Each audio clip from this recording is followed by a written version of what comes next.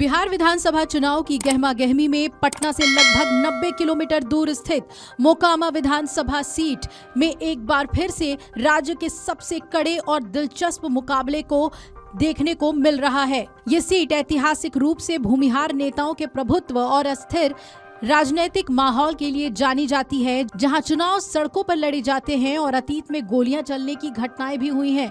अब आप सोच रहे होंगे कि अनंत सिंह का क्या हाल है, तो आपको बता दें कि जेल में बंद अनंत सिंह इस सीट से आगे चल रहे हैं।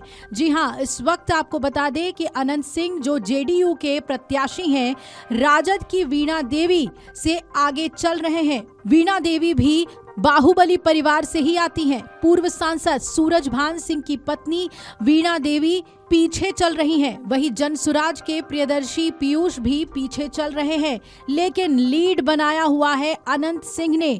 मोकामा के चुनावी इतिहास की बात करें तो लगभग 2 दशक पहले यानी 1980 में मोकामा विधानसभा से दबंग कांग्रेस नेता श्याम सुंदर सिंह धीरज विधायक बने थे।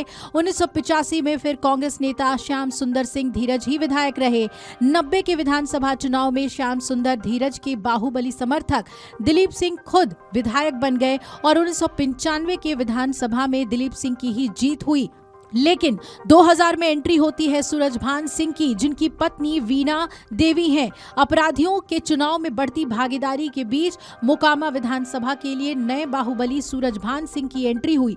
सूरजभान सिंह राजद के दिलीप सिंह को हराकर मोकामा के दूसरे बाहुबली विधायक बने। साल 2005 के अक्टूबर में अनंत सिंह का प्रवेश हुआ और 2005 के दोनों विधानसभा चुनाव में अनंत सिंह जेडीयू के टिकट पर चुनाव लड़े और जीते।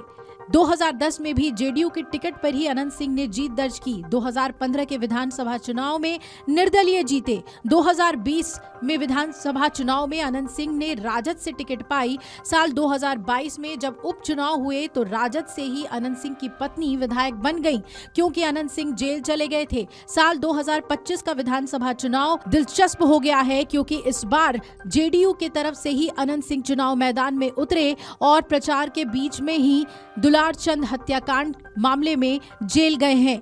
लेकिन जेल में रहते हुए अनंत सिंह के लिए ये बड़ी खबर है कि वो इस सीट पर लीड बनाए हुए हैं।